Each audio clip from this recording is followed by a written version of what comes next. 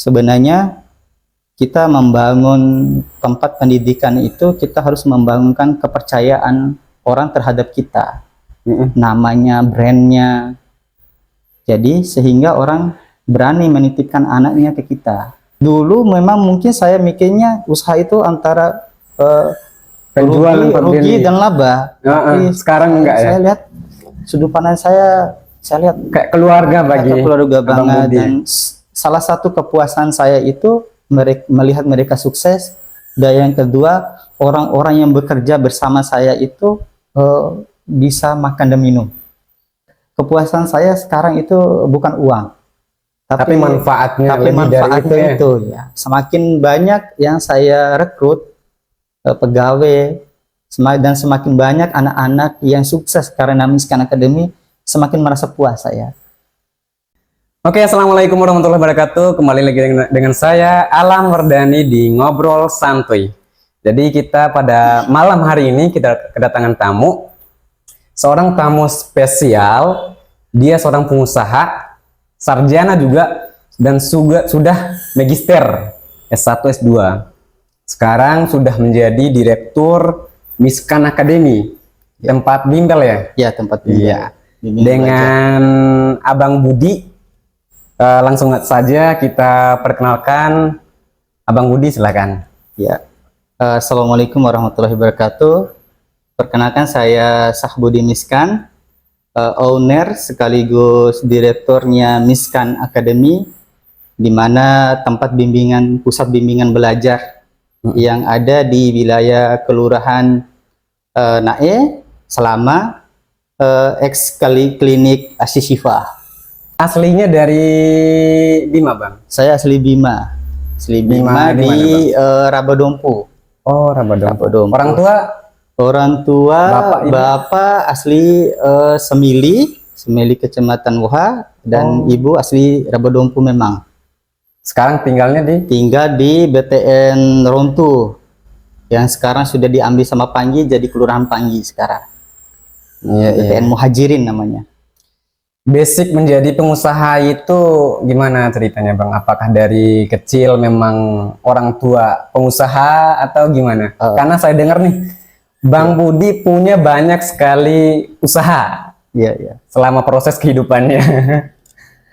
Kalau orang tua, bapak seorang PNS, dan ibu ibu rumah tangga. Kalau basic ya memang saya selalu melihat bagaimana prospek ke depan. Saya selalu senang ketika ada orang-orang Cina. Dulu saya ada teman beberapa orang Cina itu yang pakaian sederhana, tapi dulu saya pernah lihat dia pakai sandal skiwai, celana pendek, baju kaos. Tapi saya pernah lihat dia pulsa di HP-nya. Dulu belum ada kuota gini. Internet belum ada. Dia ada pulsa, tapi pulsanya itu jutaan. Nah, artinya kualitas seseorang itu bukan ditujukan dari by its cover itu. Jadi ya di dalamnya kayak gimana kualitasnya. Dan itu yang saya ingin mimpikan. Sebenarnya kualitas orang itu ingin menunjukkan dari itu. Dan saya ingin mengajarkan kualitas saya melalui bisnis usaha. Awal-awalnya dulu punya usaha apa aja, Bang? Saya dulu sebenarnya sejak sekolah SMA lah. Ya. Dari SMA punya usaha? SMP tuh masih suka jualan-jualan. Tapi SMA itu saya pernah punya konter HP. Dari SMA? Dari SMA dulu saya punya konter HP. Itu zamannya saya lagi main-main, Bang. Dulu saya SMA saya tamat tahun 2011. Berarti saya 2010 atau 2011 saya punya konter HP dulu.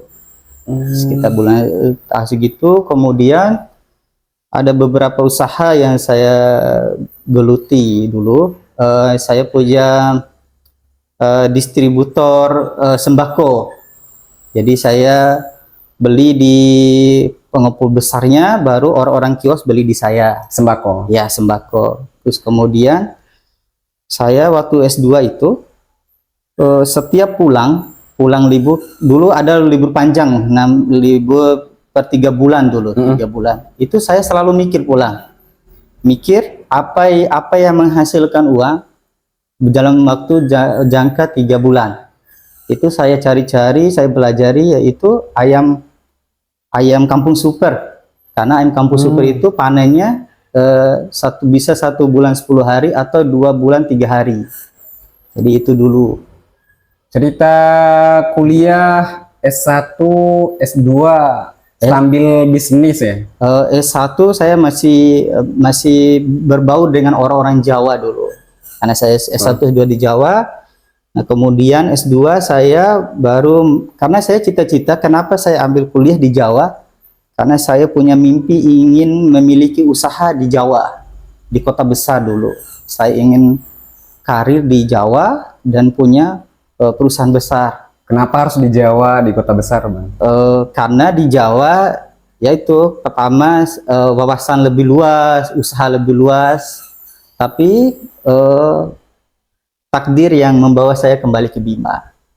Buat usaha di Bima? Buat usaha di Bima, karena waktu itu saya ketika selesai S2 2019, saya pernah ditawarkan oleh paman saya di ngajar di Muhammadiyah Madiun, tetapi di saya kampus ya? Iya, di kampus salah satu di Madiun.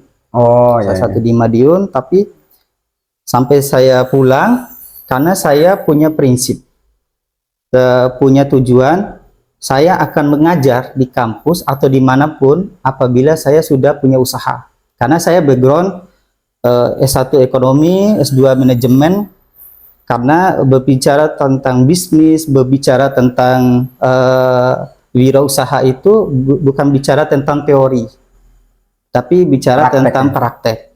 Jadi apabila suatu saat saya mengajar, jadi secara teori saya dapat dan secara praktek saya sudah buktikan bahwa begitulah salah satu kenapa saya memilih di dunia ini, dan saya memang senang.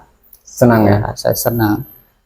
Nggak tahu kenapa. Dulu saya memang dari dulu saya suka inilah jadi suka jadi bisnis. Karena saya bukan hanya ingin meraih uang atau apa, pengangguran itu semakin banyak dan pengen buka lapangan kerja. Buka lapangan pekerjaan, dan kedua, ya salah satu aktif kenapa orang itu berbuat negatif karena kurangnya kegiatan positif. Itulah betul. Saya ingin membuka kegiatan positif itu. Nah, itulah salah satu motivasi saya. Selain sebelum buka usaha Miskan Academy, itu tempat bimbel yang sekarang difokuskan sama Abang Budi, dan Abang Budi sebagai direkturnya sekaligus ownernya. Usaha ayam pernah digeluti, terus sembako juga. Ada usaha apa lagi yang pernah digeluti? Dulu sebelum Miskan Academy ini saya pernah bangun kafe. Dulu sebelum ada beberapa saya bangun kafe dulu. Saya dulu pernah mau bangun di Taman Ria. Saya udah bikin sound systemnya, sudah izin di pemerintahan. Tetapi itu saya waktu banjir 2016, sound saya hilang semua waktu itu. Karena banjir? Karena banjir. Akhirnya saya nggak jadi. Terus kemudian ketika saya selesai kuliah dan pulang ke Bima, saya sempat ngerintis bangun kafe di kabupaten di Samili. Kebetulan saya punya tanah orang tua itu di bukit. Nah, bukitnya itu pinggir jalan langsung. Sudah bangun kafenya? Di tengah jalan saya sudah nggak jadi. Karena ada beberapa hal yang ini. Jadi saya cerita dulu sedikit perjalanan yang bangun kafe itu. Itu kenapa saya motivasi bangun kafe-kafe selanjutnya. Jadi saya dulu pengen bangun tempat wisata di sana. Di Samili ya? Ya, di Samili, dan di sana saya sudah ngobrol dengan anak muda. Ada yang beberapa jadi karyawan, ada yang jadi juru parkir, dan yang lainnya. Tapi saya sampai itu bangun memang sumber daya terbatas. Saya sampai jual laptop juga sendiri. Karena benar-benar kejar mimpi saya itu. Kenapa Abang memilih kafe? Nah, pertama saya senang berdiskusi juga sebenarnya. Jadi membuka ruang ya? Membuka ruang, jadi anak muda. Jadi sebelum rame-rame kafe di Bima itu, dulu saya memang benar-benar cita-cita, karena saya mungkin di Jawa, Jadi saya melihat peluang usaha yang harus saya bawa pulang ke Bima dulu, ya untuk anak muda ya kafe. Ya, ya mungkin bagi orang agak mustahil, dan kalau dipakai logika ya agak mustahil. Tapi memang saya begitu. Sempat menyerah nggak pada waktu itu? Menyerah tidak, cuman kalau saya selalu bertanya, kok begini ya, saya punya cita-cita ini, kok kayak gini, serba terbatas gitu. Tapi di suatu momen pada saat saya sudah mau 80% bangun itu, ternyata di sudut pandang masyarakat tentang kafe itu ternyata itu kafe yang awam, maksudnya kafe dalam tanda kutip. Karena ada beberapa tanya, ini mau bangun kafe, ini dapat perempuan ini di mana? Ya mereka pikir kafe itu diskotik gitu. Iya, ya namanya di kabupaten kan. Gitu. Jadi ada beberapa yang protes, sehingga saya sempat dikira tongkrongan buat pemabuk. Iya betul, gitu. betul. Diskotik lah mereka mikir. Karena di Bima orang mikirnya kafe itu adalah tempat hiburan malam bagi orang-orang yang negatif gitu. Emang itu enggak tujuan abang? Enggak. Saya sempat udah persiapkan kopi dan lain sebagainya. Tapi ya memang begitu, saya sempat menjelaskan, tapi untuk menjaga, karena di situ tempat lahir bapak saya, ya saya menjaga nama bapak saya waktu itu. Jangan sampai orang anehnya si ini bangun kafe ABC, walaupun saya memang tujuannya nggak gitu. Tujuan nggak gitu. Nah, kemudian saya sempat di pondok dulu. Saya sempat di pondok di Soromandi dulu. Maksudnya kerja di pondok pesantren. Ngajar, ngelola pondok. Jadi pengurusnya. Ya pengurus. Akhirnya saya selesai di pondok itu saya berapa lama di pondok? Pondok beberapa bulan lah. Beberapa bulan aja. Setahun. Cuman bagian yang mengurus UMKM yang ada di pondok. Jadi pondok itu harus punya usaha sendiri supaya pondok itu mandiri dan tidak bergantungan oleh pemerintah atau dari mana pihak manapun. Jadi saya yang bagian ngelola itu. Jadi kalau di pondok saya masih pondoknya sampai sekarang. Masih, dan pondok semakin hebat sekarang, dan udah buka SMK, udah buka SMP, SMA sekarang. Ada di Soromandi dia. Di Soromandi. Ya.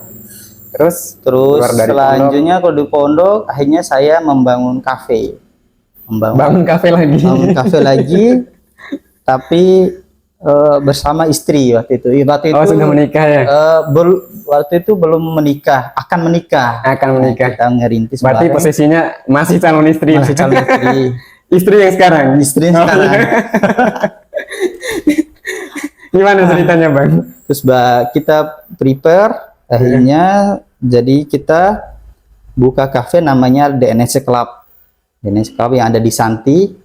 Kemudian kami sudah persiapkan semuanya, kemudian kami menikah gitu. Sambil jalan sambil kita nikah gitu. Nikah. Jadi 3 hari sesudah menikah kita opening kafe itu. 3 hari setelah menikah. Jadi nggak ada bulan madu kita. Nah, yang lucu lagi nih Mas Alam.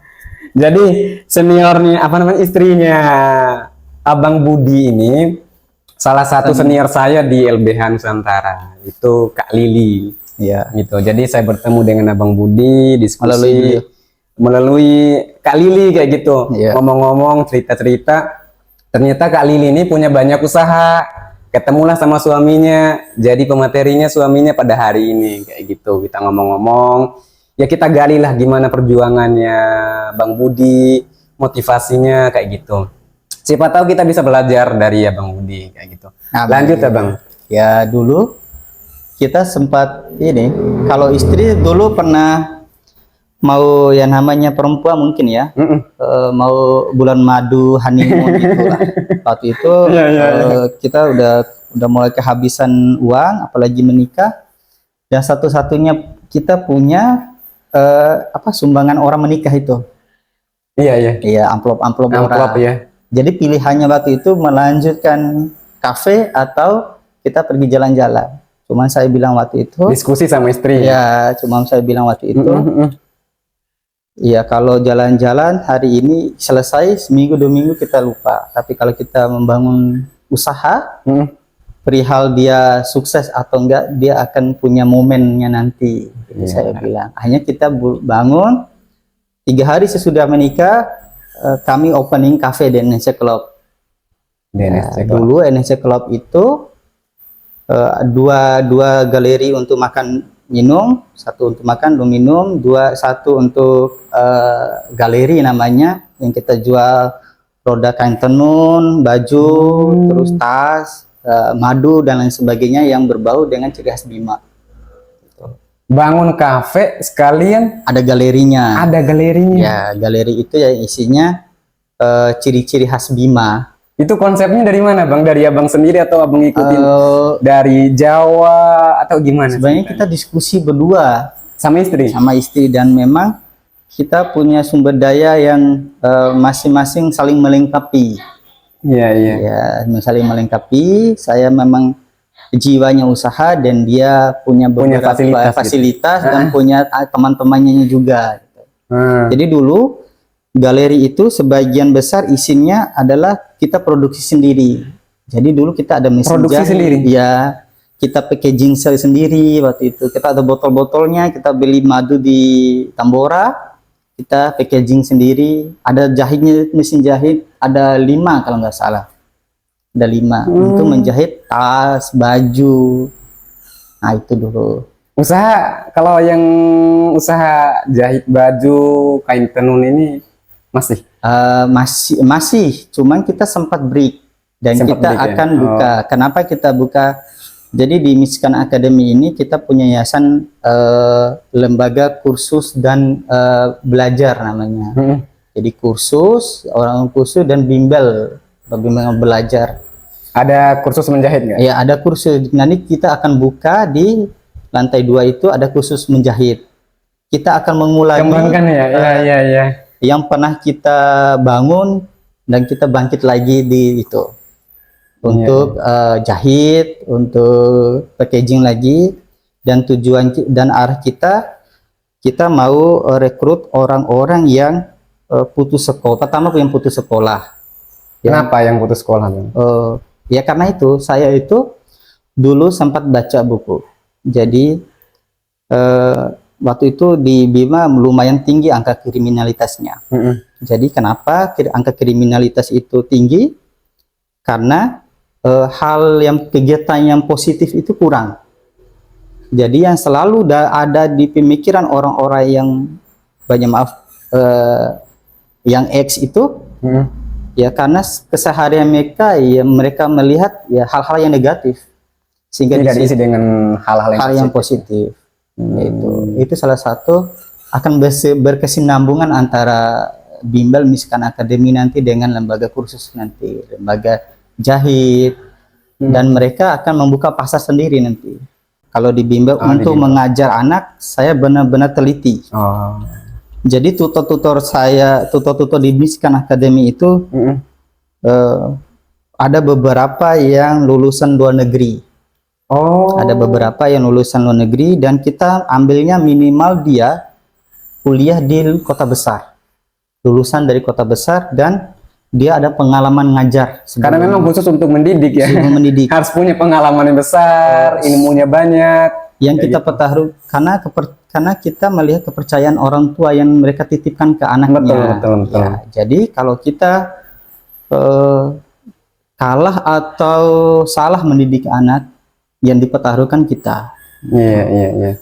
Jadi usaha bimbel ini adalah usaha kepercayaan, trust namanya. Jadi orang tua itu kenapa mau menyuruh anaknya belajar di Miskan Academy, karena mereka percaya Miskan Academy itu mampu mendidik anak-anak mereka. Jadi gitu. Jadi dulu waktu kita punya kafe dulu, kita memulai bimbel itu di kafe tempat itu. Jadi siang sampai sorenya anak-anak belajar bimbel. Jadi dulu saya menggeluti dua usaha sekaligus waktu itu. Siang sampai sore anak-anak belajar. Terus malamnya buka kafe? Iya, sore sampai jam 5 sampai malamnya kafe di tempat yang sama. Jadi terus kalau tenunnya gimana? Tenunnya tetap. Galerinya dari pagi sampai? Karena aktivitas di lantai 2 waktu itu, maka jahit. Dan waktu itu kan kafe kita punya 5 stand dulu. Stand 2 yang kosong. Jadi stand pertama untuk dapur, yang kedua untuk minuman, dan yang satu untuk galeri. Jadi yang di tengah-tengahnya itu ya kafe. Nah, di tempat kafe itulah kita buka outdoor. Kita buka bimbel. Dan anak-anak waktu itu kita hanya buka program belajar bahasa Inggris sama baca tulis hitung. Itu yang di NSC Club. Yang di NSC Club waktu itu. Waktu itu kenapa ganti nama jadi Miskan, Bang? Dulu sebelum nama Miskan, bimbel ini namanya Mima Academy. Mima Academy. Mima Academy. Gabung sama NSC Club. NSC Cafe. Ya, di bawah barengan dengan kafe. Cafe. Ya, barengan dengan kafe. Dulu baru satu tutor yang kita mampu gaji pada waktu itu, dan yang ngajar saya, istri, dan ada satu orang yang ngajar. Oh, Abang juga sama Sempat istri ngajar. ikut turun ngajar ya? Ngajar awal. Akhirnya ya, dan waktu itu baru 3 murid. 3 murid SD. Ada yang SMP, ada yang SD awal-awalnya. Murid. Terus berkembang Mima itu sekitar 5-7 orang yang belajar. Terus strategi Abang biar orang kenal tempat ini, Mima ini. Nah, Academy ini. Dulu bimbel saya waktu Mima itu sempat kalah saing dengan tempat lain ya? Dengan tempat lain. Akhirnya saya pelajari, dan kebetulan waktu itu istri saya melahirkan. Akhirnya kita memang sempat break usaha itu. Sempat break. Dan baru kami memulai dengan nama baru dan tempat baru, yaitu namanya Miskan Academy. Iya, yang sekarang ya. Ya, waktu itu kita belajar ya, strateginya itu. Sebenarnya kita membangun tempat pendidikan itu, kita harus membangunkan kepercayaan orang terhadap kita. Namanya, brandnya. Jadi sehingga orang berani menitipkan anaknya ke kita. Sekarang udah berapa karyawannya? Tutornya? Sekarang yang kerja, adminnya ada 1, tutornya sekitar 16 lah. Dan sekarang 16 orang. 16 orang.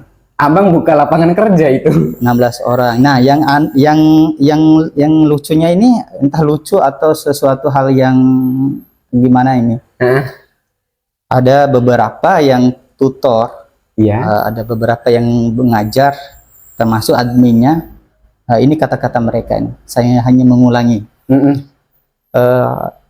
Dia bilang ke istri saya, Kak, saya itu selalu meminta doa suami dan anak saya supaya Miskan Academy itu berkembang, karena gaji saya honor atau sukarela di sekolah itu jauh dibanding Miskan Academy. Jadi gaji mereka bisa 3 bulan atau tapi kalau di sekolah, yang menutup biaya kehidupan itu di Miskan Academy. Itu dia Miskan Academy. Sehingga saya dari situ saya punya kepikiran untuk membangun ada PAUD atau TK nanti, atau di bawahnya itu daycare namanya, atau tempat penitipan anak yang berkolaborasi dengan PAUD. Kenapa? Sehingga tutor-tutor saya ini yang benar-benar, kan orang Bima ini harus masuk namanya di pemerintahan supaya mereka kejar PNS atau P3K. Jadi mereka di Miskan Academy itu, selain mereka mengajar cita-cita sebagai PNS atau P3K, mereka bisa mengajar untuk membantu keseharian mereka. Sambil ngajar di tempat bimbel, terus rencananya mau dijadikan yayasan. Yayasannya sudah jadi. Sudah jadi, dan kita akan membuka PAUD lah, supaya tutor-tutor kita ini masuk bisa kerja di sini. Dulu pas membangun Miskan Academy, membangun berdua saja bersama istri atau berdua aja? Terus struktur organisasinya sekarang berdua aja atau gimana? Struktur organisasinya sekarang di yayasan itu pembinanya adalah orang tua saya dan istri, terus saya ketuanya, dan memang kita ada adminnya, ada manajernya yang mengelola murid. Jadi tugas dia ini selain mengurus murid, juga dia harus selalu berkomunikasi dengan orang tua murid. Orang tua murid. Iya. Jadi semisal mereka pulang malam, karena mereka ada kelas malam. Nah, admin ini tugasnya juga menghubungi orang tua. Nah, orang tuanya sudah pulang, anaknya sudah pulang apa enggak. Dan memang strategi kita ini strategi juga. Saya mengambil tutor-tutor itu 100%-nya muda semua. Anak muda semua. Anak muda semua. Kenapa harus anak muda?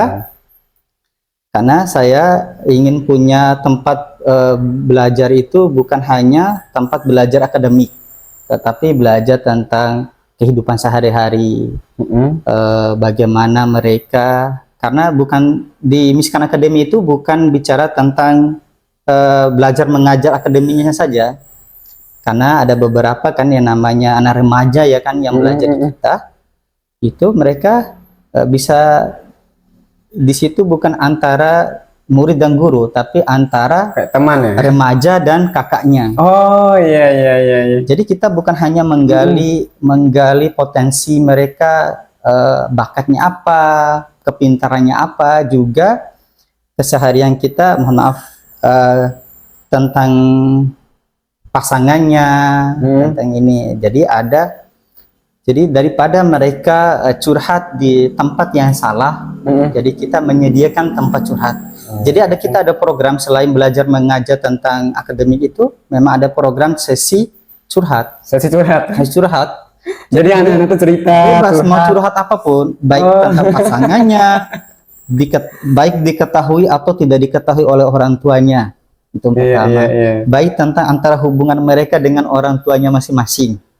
Baik hubungan mereka di sekolahnya masing-masing. Itu kita menampung semua. Karena apa? Kenapa kita mau jadikan Taban? Supaya anak-anak ini bukan hanya mendidik secara akademik, tapi mendidik bagaimana pergaulannya mereka. Bagaimana mereka curhat supaya tidak salah tempat. Karena kebanyakan anak, salah satu rusaknya anak itu adalah dipengaruhi oleh orang luar. Luar. Sebenarnya usia remaja itu adalah usia di mana mereka selalu mengikuti kata orang luar. Jadi dia kurang mengikuti kata-kata orang tuanya. Jadi kita salah satunya strateginya di situ. Selain itu buka sesi curhat tiap minggu atau tiap bulan atau gimana? Kita tiap minggu. Jadi tiap kita minggu ada kelas public speaking namanya. Jadi di Miskan Academy itu ada namanya kelas gratis. Jadi ada kelas gratis. Kelas gratis. Baik public speakingnya, akademis bahasa Inggris, matematika dan lain sebagainya, juga menggali potensi anak-anak, dan itu berlaku untuk umum. Jadi kenapa kita buka itu? Karena kita itu tujuannya pengen mendidik, dan bukan cuma untuk orang-orang yang punya uang dan orang-orang yang mungkin belum mampu membayar, sehingga kenapa kita buka kelas program belajar gratis setiap minggu. Pengembangan diri berarti. Pengembangan diri. Jadi ini terbuka khusus, terbuka untuk umum atau khusus untuk orang-orang yang sudah ada di Miskan atau gimana? Itu terbuka untuk umum dan semua usia, semua usia dari semua kalangan. Bebas. Karena berarti saya bisa ikut nih. Boleh. Jadi di situ kita kalau untuk kita khusus untuk anak-anak miskin itu kita khusus menggali potensi mereka dan cita-citanya. Tapi kalau untuk di luar, anak-anak orang-orang luar, kita belajar matematika, bahasa Inggris, dan kalaupun mereka mau konsultasi tentang apapun bisa.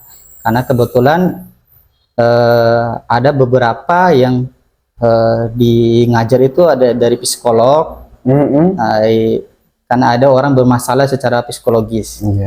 Dan kebetulan istri saya adalah seorang lawyer, ya mungkin ada orang yang bermasalah secara hukum. Jadi kalau secara hukum ya konsultasinya sama istri. Ya, itu. Banyak ya di Miskan ini kita bisa belajar mata pelajaran SD, SMP? Jadi di Miskan itu program belajarnya dari SMP, Oh, dari SMP. dari SD, Dari SD. SMP, SMA, dan ada yang sebelum masuk sekolah. Sebelum masuk sekolah ada. Masuk sekolah itu programnya baca tulis hitung dan mengaji. Oh. Dan kalau yang tamat SMA ini ada program yang namanya sekolah kedinasan. Jadi anak-anak yang mempersiapkan dirinya untuk mengikuti sekolah kedinasan atau TNI Polri. Nah, kami membuka juga program itu. Sama yang satu itu kelas public speaking.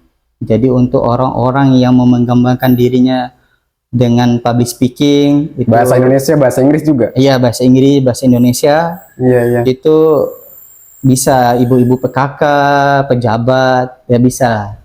Ada Pelatihannya beberapa, di Miskan Academy. ada beberapa, cuman kita merahasiakan identitas. Iya, iya, iya, iya. Ya, Berarti banyak kita bisa belajar di sini. banyak belajar sebenarnya, sama-sama belajar lah. Saya belajar di adik-adik yang belajar di Miskan, di Tutor, begitu juga sebaliknya. Jadi di Miskan itu bukan hanya proses belajar mengajar, tapi secara keluargaan kita sudah hubungan emosionalnya bagus gitu. Kayak contohnya tadi kita bukber karena diminta sama anak-anak buka bersama. Saya ayo Ikut. terus selesai bukber sholat bareng, terus mereka aja TikTok juga. Itu salah satu apa namanya, Cara kita menjalin cara kita kedekatan dengan menjalin mereka. kedekatan. Iya, iya. Karena kalau tidak begitu anak-anak nggak terbuka sama kita. Canggung gitu. Canggung, pasti Iya. canggung. Itu mungkin kalau dinamakan strategi atau gimana ya. Tapi saya hanya memikirkan usaha itu hanya antara transaksional, antara saya usaha jasa dan ada yang beli. Tapi berjalannya waktu ada beberapa momen lah yang membuat saya merasa adik-adik ini adalah adik-adik saya yang dimana mereka akan kuliah, akan meraih cita-cita, dan mereka akan berkeluarga. Nah, Ada kedekatan emosional di situ. kedekatan emosional di situ. Ada kedekatan emosional itu, ada acara yang namanya podcast kiat-kiat tentang UTBK. Jadi UTBK itu yang menggantikan UN, ujian nasional. Jadi secara langsung juga kita itu acara perpisahan, dan mereka akan menjadi alumni pertamanya Miskan Academy. Jadi di situ saya mulai membuka mata dan sedih lihat anak-anak mereka akan kuliah, mereka akan membawa nama orang tuanya, mereka membawa diri mereka di daerah nanti, di daerah besar nanti, di tempat-tempat mereka nanti. Berdasarkan bekal yang kita bawa, sudah persiapkan, persiapkan, dan suatu nah itulah kalau saya lihat dulu memang mungkin saya mikirnya usaha itu antara penjual rugi dan laba. Tapi sekarang enggak ya? Saya lihat sudut pandang saya lihat kayak keluarga bagi keluarga banget, dan salah satu kepuasan saya itu melihat mereka sukses. Dan yang kedua, orang-orang yang bekerja bersama saya itu bisa makan dan minum. Itu salah satu kepuasan saya sekarang itu bukan uang, tapi manfaatnya. Tapi manfaatnya itu ya. Semakin banyak yang saya rekrut pegawai, dan semakin banyak anak-anak yang sukses karena Miskan Academy, semakin merasa puas saya. Itu berarti lebih dari sekedar uang ini kepuasan. Dan sudut pandang itu sudah mulai merubah saya semenjak saya bangun usaha Miskan Academy ini. Saya ingin membuka lapangan kerja sebanyak-banyaknya, kemudian ingin mendidik generasi muda sebanyak-banyaknya. Bukan hanya melalui didikan dari saya, tapi oleh tangan-tangan orang-orang hebat. Jadi saya ingin mengumpulkan orang-orang hebat bekerja dengan saya untuk meraih cita-cita mendidik anak-anak itu. Karena saya lihat semakin kesini generasi muda ini semakin hancur. Nah, saya ini orang Bima dan besar dan lahir di Kota Bima wilayah timur. Jadi di Kota Bima wilayah timur itu sangat ekstrim, Om.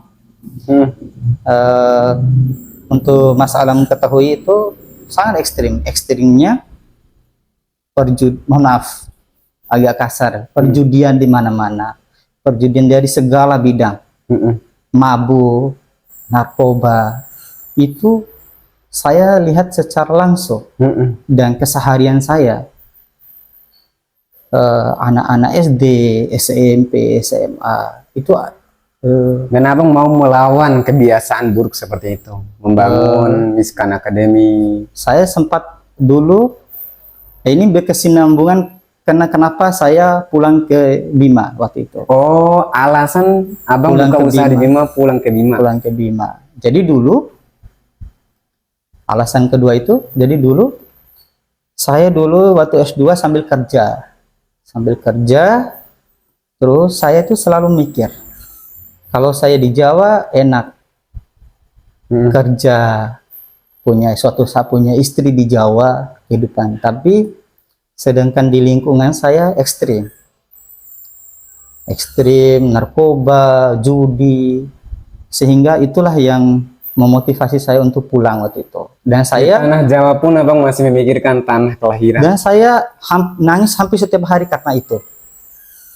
Ingin memperbaiki tanah kelahiran sendiri. Jadi dulu antara logika dengan hati saya itu sering berantem.